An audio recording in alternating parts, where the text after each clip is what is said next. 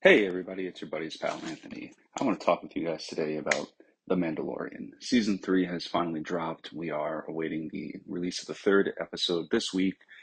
But is it the third episode? Didn't we, in another show that we don't really like talking about, didn't we get two very strong episodes of The Mandalorian that they tried to sneak in there to save that show and it didn't work and then we forgot about it? And I know people forgot about it because people have asked me questions about it. I have to learn how to breathe when I talk. Steve, roll that intro, please.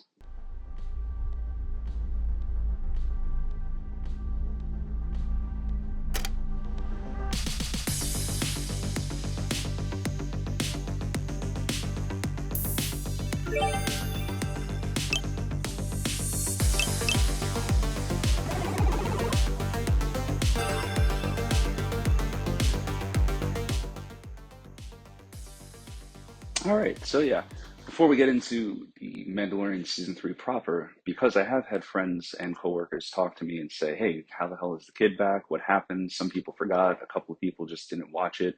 Let's go back real quick. We have to go back to the Book of Boba Fett, episode 5 of hopefully season 1 and done. And for those of you who forgot, I even forgot, we were joking, we continue to joke about how, well, that's the episode of The Mandalorian, that's the season 3 premiere. I forgot how true that joke really is because the episode is Mando through and through. Uh, we start, for the quick synopsis, we start with Mando at a meatpacking plant. He's collecting a bounty on that dog-looking creature. He has the fight with the dark saber where he has trouble wielding it. It starts to show how heavy it is in his hand. He's still able to take care of his adversaries in it. However, he also cuts himself during it, so that was cool too. We finally see how an untrained person wielding a lightsaber, how that could potentially go bad. Uh, cool parts of that episode. He says the line, "I can bring you in warm, or I can bring you in cold." So again, we're getting a very that episode. Seriously, that's season 3, episode 1. Go back and watch Book of Boba Fett, episode 5, and that's season 3, episode 1 of The Mandalorian. And here's why. Uh, you get backstory when when the Mandalorian goes to talk to the armorer and whatnot. Get backstory on the blade. She's setting up a new forge with his help. He is told about the Mythazar for the first time. Uh, we get some flashbacks to the Purge, also known as the Night of a Thousand Tears. We have a fight between Mando and the Vizsla descendant for the blade, where just by the skin of his teeth he manages to retain ownership of the dark saber, but he admits that he has removed his helmet, and that's when the armorer explains that he is no longer a Mandalorian. And you can kind of, even though you don't see it, I'm sure Pedro Pascal is so method, he had a single tear rolling down his eye under that helmet. But now here's the real reason that this is season 3, episode 1, because the armorer tells Mando about the damn mines and the water back on Mandalore. So right there you go. That sets up season 3. Meanwhile, and I'll get to this in a second, episode 1 of season 3 proper, I guess we'll call it, she has to tell him again about the mines and the water. And it's like, well, you already told me about this. Apparently, you told me about this 2 years ago, because, oh, by the way, apparently there's been 2 years between the end of season 2 and the start of season 3. We don't know that. I don't remember. I've heard about it through Jon Favreau doing interviews and whatnot. They don't do anything like that in the show. You have no idea. So that doesn't explain anything. Like the kid, when you eventually come back to him, he has more developed powers and abilities. Why? You don't have any idea. This is Star Wars does not give you a sense of time. So that's a problem. However, back to Boba. He Mandalorian goes to Tatooine to get a ship from the junker that he's befriended who has R5. This is when we see the Naboo starfighter for the first time. They assemble it. It's really cool. He does the Beggar's Canyon run, which is, again, nostalgia done right. It makes sense that he's at Tatooine because he has his contact there. It makes sense that he does the Beggar's Canyon run, which we've heard about, because he's testing out a new ship. All good stuff.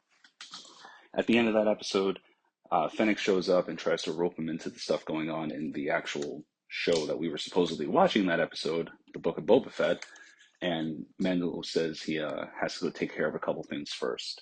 And by the way, this episode was directed by Bryce Dallas Howard, who directs some of the strongest episodes of Mandalorian that we have out there. give this woman a director's seat for a Star Wars film. Please, somebody get on that. And episode 6 now, Book of Boba Fett.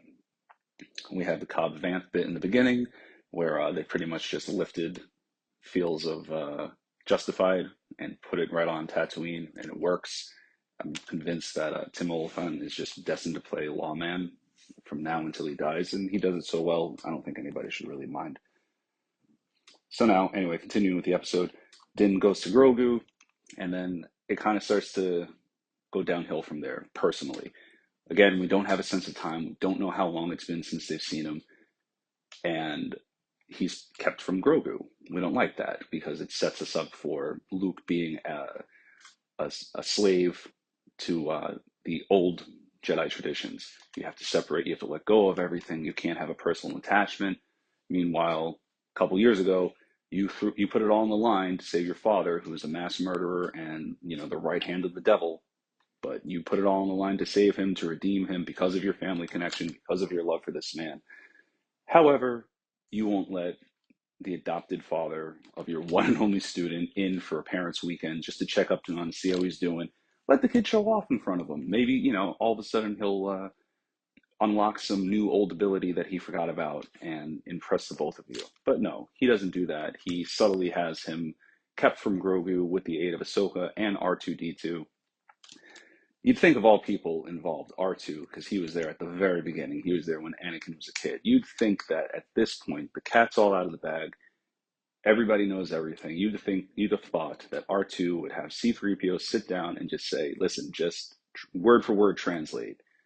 And R2 tells his whole story through C-3PO to Luke and imparts some of his wisdom. But unfortunately, we're setting up the sequel trilogy, and it's very evident in this episode. Now, while we're with Luke and Grogu in this episode, they talk about Order 66. We get a flashback to the Purge. And again, the last nail in the coffin of Luke is going to be as strict as the old Jedi Order was. He literally puts down a choice. He puts down the armor that the Mandalorian brought him, and then he lays out, I guess, Yoda's backup lightsaber, because there is a comic that's canon where we see a whole ton of lightsabers getting thrown into a cauldron to be lit up and destroyed back on Coruscant after Order 66. And they show a very small lightsaber hilt, which looks like Yoda's from Episode 3. Maybe he had a backup lightsaber. I mean, Obi-Wan and especially Anakin lost them enough. Maybe he had one or two in reserve, and somehow Luke, over the years, came into possession of it. Who the hell knows? But Luke lays down the paths before him. You can walk the path of the Mandalore with your father, or you can walk the path of the Jedi with me, your teacher. And then we don't know what happens. Next episode, R2 pretty much drops Grogu off on Tatooine, sight unseen, doesn't make sure he gets to the Mandalorian. Luke doesn't even give a shit enough to drop him off himself to say, hey, what's going on? I want to make sure my only student. Luke doesn't even stop to say, hey, let's at least hand off my only student. I cared about him enough to go pick him up. I should care about him enough to drop him off. Doesn't do any of that. And there you go. But then the Boba Fett finale is back to Boba Fett. Really, it's episodes 5 and 6 of that show that are episodes 1.5 of season 3. So now let's get into season 3 of The Mandalorian proper. I hope that refresher was of use to some of you. Okay, so season 3, episode 1 proper, we have the Mandalorians. They're on another planet. They're going to indoctrinate a child into their order, their cult, as Bo-Katan refers to it. And this unknown child, possibly the heavy Mandalorian son, because I know it's stupid to say he looks so proud, but he's nodding along as the kid is reciting the creed and putting the helmet on. Again, I couldn't see the tear under Mando's helmet when he handed off Grogu. I'm pretty sure I could see a proud father's smile under that helmet at the water. But of course, everything goes to hell in a handbasket. This planet that they've settled on, or at least hiding out on, they didn't do a scan for life signs in the water, and this giant alligator, Jurassic World, I think the Andromeda, and I don't even know what it was called. The giant dinosaur from the water comes out, tries to kill a whole bunch of Mandalorians. I think it actually eats at least one of them, so these guys just keep losing personnel left and right. And it's kind of ridiculous because, okay, yeah, Mandalorians, they're great hunters, they're warriors, but still, it's a giant alligator. You're shooting it with your wrist harpoons and blasters that aren't getting through the hide, and you think it's going to do something, and they don't just rip arm. This thing doesn't just rip all your arms off when it rolls over. It's kind of ridiculous. But enter our heroes. Din and Grogu show up, put a couple rounds in it, save the day, land their starship, and I'm pretty sure Mando revs the engine to show how cool he is. And again, that's just the stupidest feature of a starship, but whatever. And then we get redundant. The armorer and Mando talk again, and she tells him again about the waters of Mandal in the mines of Mandalore. And it's like, but you told him about that. You could have saved time and money instead of doing that whole scene. And in the recap before the show started properly, shown clips of Book of Boba Fett. Hell, you could have just done what we've been saying and just air that episode as season 3, episode 1, or episode 0 if you want to try to be clever, of The Mandalorian, because that's what it was. You're getting repetitive. You told us about the Mountains of Mandalore again, and it's like, okay, so what did Boba Fett end, and now he's coming straight back to you to tell you that he's going to do it, that he's going to try to do it. What happened in the interim? Because he puts down a piece of glass from the surface of Mandalore with Mandalorian writing on it to show that somebody's been down there, and maybe the planet's not poisoned. So I'm going to go and I'm going to bathe and I'm going to be redeemed. It's like, okay, great, but she already told you about it. She didn't need to tell you about it again. And also, how much time has passed? Why aren't you just doing it?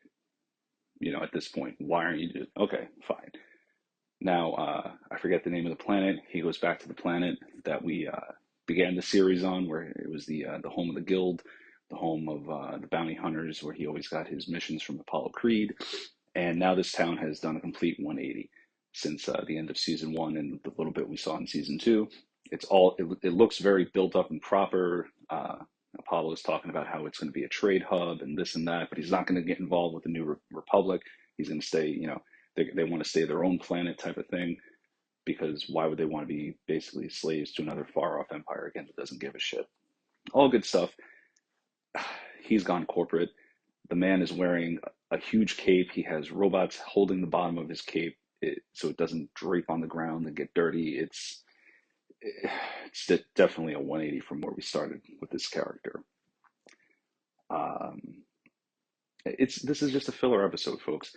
They pointlessly set up a starfighter battle / chase later on because a couple of bounty hunters come to town.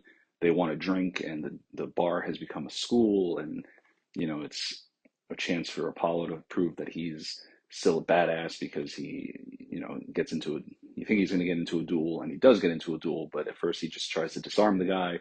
Then the guy's other cup up.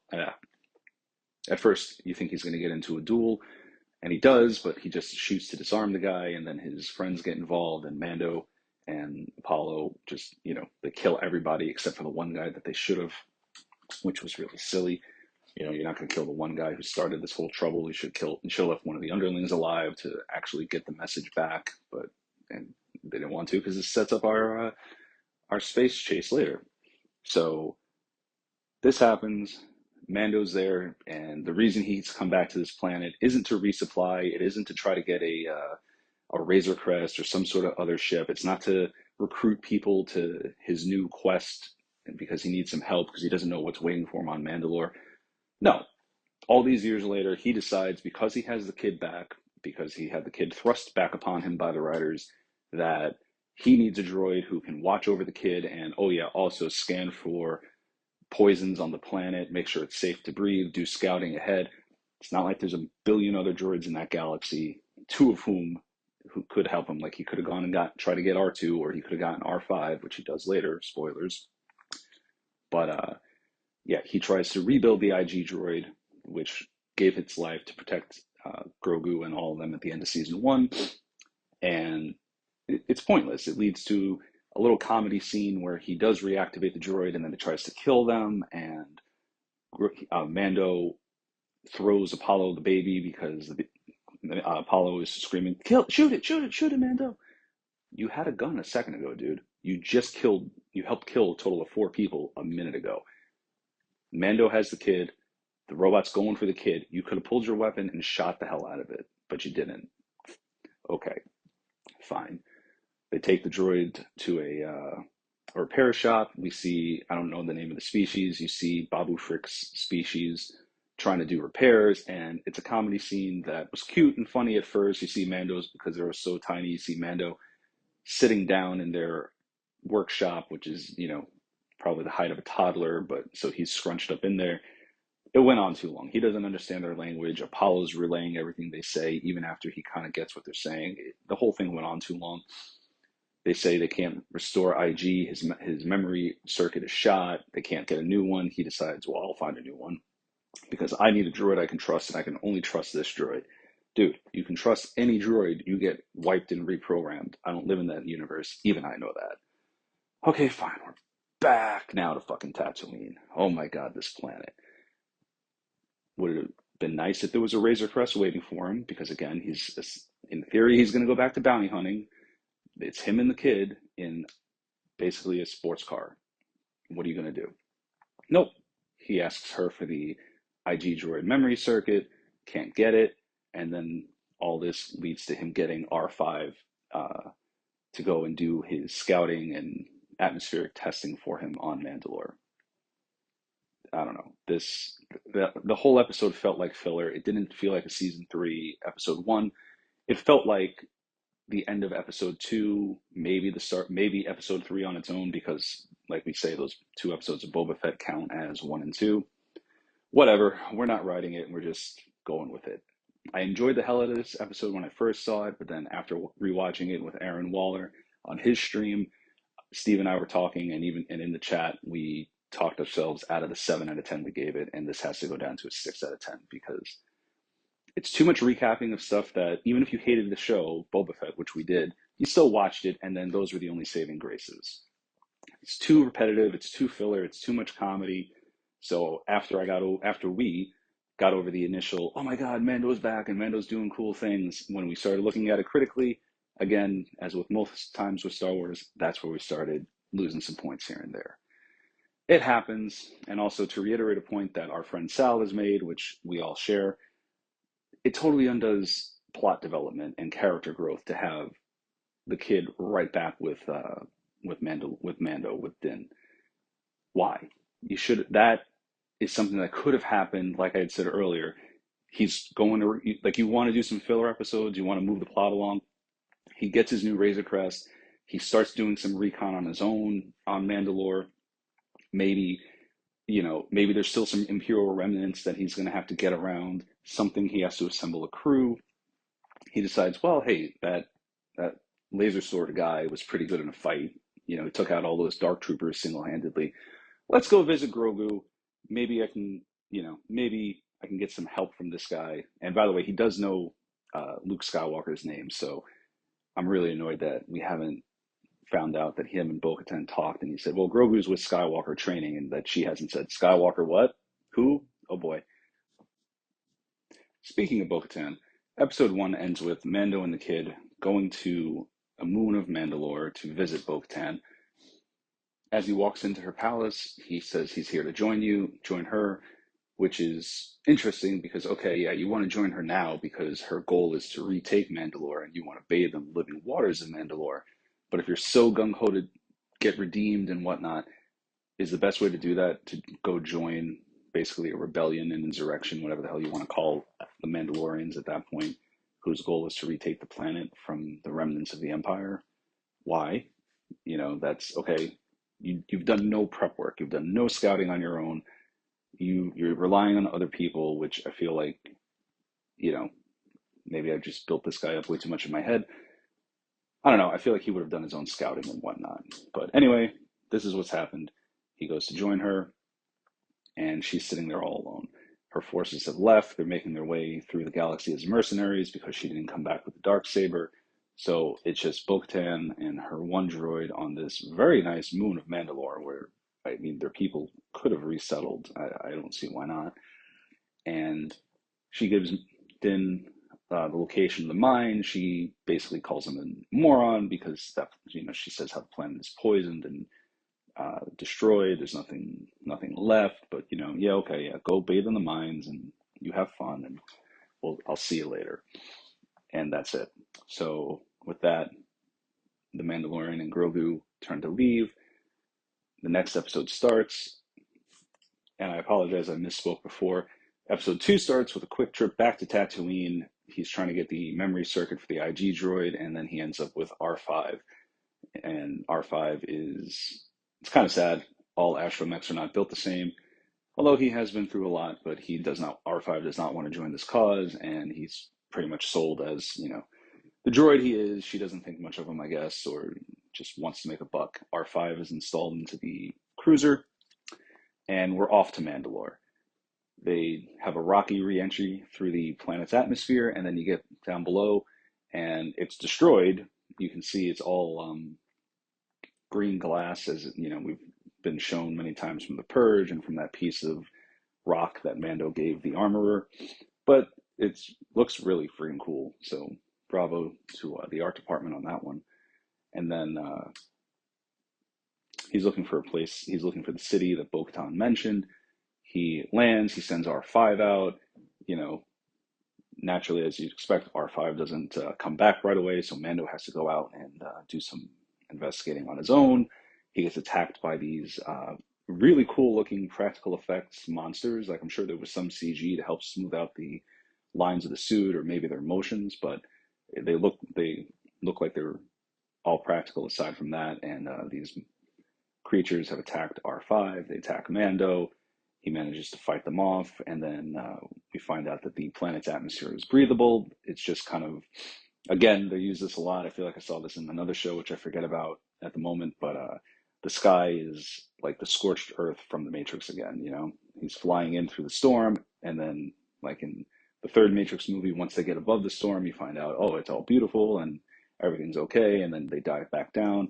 So it's just the reverse. Once they manage to get through the atmosphere, which is all the storm, the planet looks okay, and you find out that it is okay. It's breathable. Yeah, it's been blown to shit, but there's an atmosphere down there. They could survive. So now Mando and Grogu descend into the bowels of the city. They're looking for the entrance to the mine, and Mando gets jumped by this crazy robot, half a Grievous looking thing, and he gets trapped when he picks up a destroyed Mandalorian helmet, and he's drugged, he's dragged off. The kid tries to help him, and he's all drugged up. He manages to say, go find Bo-Katan. So Grogu's off. He's hauling ass back to the ship in his little pod. He uses the Force to force check one of the creatures who Mando didn't kill, or maybe just another one, because actually he did kill them all. He force pushes a creature out of the cave, gets into the ship, tells R5 by pointing to get him back to Bo-Katan. And this is actually something that annoyed me. If it's been a 2-year time gap, couldn't he have developed some language or the ability to communicate somehow? I was saying to somebody yesterday, give the kid, like, I'm not saying make him telepathic like Professor X, but at the very least, and I understand this wouldn't work on the droid, but he talks to Mando through emotions. Like, basically have him be the guy's spidey sense, like he senses something, he can convey that feeling of dread to Mando, and Mando's on alert. Something. I understand that wouldn't have worked with the droid, but it's just really annoying that this time gap is taking place. They never explain it, but then they're explaining it off camera. They're saying, oh yeah, it's been 2 years since that happened. And the kid is pretty much, yes, he's more advanced in his abilities to use the Force and not need a nap afterwards, but he needs some sort of a way to communicate beyond the coups and whatnot, because that's just kind of getting old for me. Anyway, he goes back to Bo-Katan. He gets her to come with him. She goes down into the mines. Pretty much the same thing happens again. She saves Din in a really cool way. She gets a very cool fight. She lassos the Darksaber and uses it effortlessly, which is really cool to see that they're pretty much just saying it's not like that he's unworthy because he took off the helmet. They say you have to be balanced in body and mind to wield the blade. So it's really cool just to show you that she is I don't know if I want to say a better warrior, but uh, more advanced warrior. She's more in tune with herself. She's more in tune with the blade. She uses this thing effortlessly and saves the day. And it's really cool to see. We have a moment. She pretty much mocks him a little bit because she's making him some soup. He's like, "What the hell is this?" And she's like, "Oh, you've never had this sort of soup? That's ironic because all Mandalorians are raised on this stuff." Mr. Mandalorian, okay. And now she continues with Grogu and then to the mines, and she reads a tablet that's there. She's talking about her experiences when she took the creed and she bathed in the waters as a princess and all this other stuff. And he's going to do it. He's going to walk into the waters. He's going to be redeemed.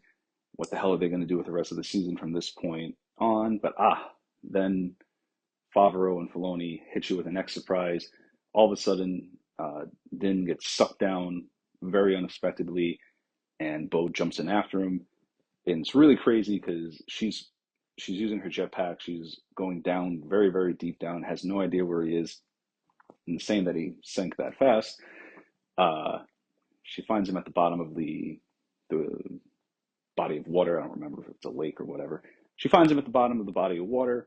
She uses her jetpack to get him out. As she's flying up, they see the beast that the armor mentions that the symbol of Mandalore is based upon. The Mythazar has awakened. The Mythazar sucked Mando down into the water. She sees it. You see air bubbles escaping from her helmet, which I can only assume is her saying, "What the fuck is that?" Or "What the frack is that?" for those who know her from her other sci-fi franchise. And we end the episode with both of them back up on the steps that they used to enter, huffing and puffing. Mando's really been put through the ringer on this episode, and Bo-Katan is, through her helmet, staring at Mando, and you got to get the impression that she's thinking now, at least I get the impression she's thinking now, Mythazar. It sucked him down. It took him down. The Mythazar is going to reawaken when the true leader of the Mandalorian people arrives. And she probably, again, in her head, shit. So now she's right back into it. And that's it. That's season 3 episodes, really 1 through 4, maybe 1 through 3.5 because of the Boba Fett episodes. I don't know how we should count those at this point. But episode 2 proper, definitely a lot better than episode 1. I found some people rating this lower than the first episode, which I don't understand. You guys just, everybody's entitled to like what they like, but you guys just like the comedy and the haha moments. But this was actually getting the story moving. And now we're set up for the rest of the season, I think, at this point. Now I can understand if he's bathed in the waters, technically, so he's redeemed. Okay, cool. That ended a lot quicker than I thought. But now with Bo-Katan, she's seen the beast. She's going to vouch for him with the arm. This is all my guesses, by the way. I haven't seen the episode. I haven't read any synopsises for the season. Bo-Katan saw it. She's going to vouch for him with the armor. There's going to be tension, but she's going to kind of come to some sort of, she's going to make peace with the Death Watch cult, with the Children of the Watch, the stricter sect, and she's going to balance it out somehow with the other Mandalorians who don't have a problem removing their helmet and things of that nature. So now I don't want to go back to Mandalore until the end of the season. And even then, though, they made it seem like there was going to be a fight to retake Mandalore. Unless we didn't see it, there's no Empire on Mandalore. There's no Empire in orbit around Mandalore.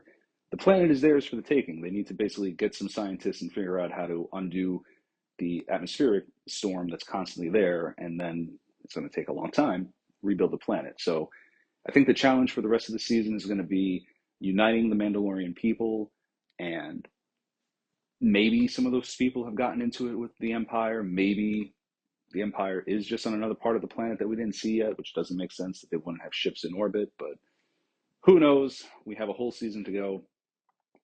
I thank you for staying with me this long on this ramble. Links down below to the stores. Buy your merch. We have a new hoodie that just dropped in green. Looks damn good. Nerdy Coffee, Monday mornings, 9 o'clock in the AM. We go over all the news from last week and the box office from the weekend. Hey Archer Live, Thursdays, 8:15-ish in the PM, Eastern Standard Time. I am Anthony the Rambling Nerd. And as the boss likes to say, I will talk to all you nerds in the next video. Peace.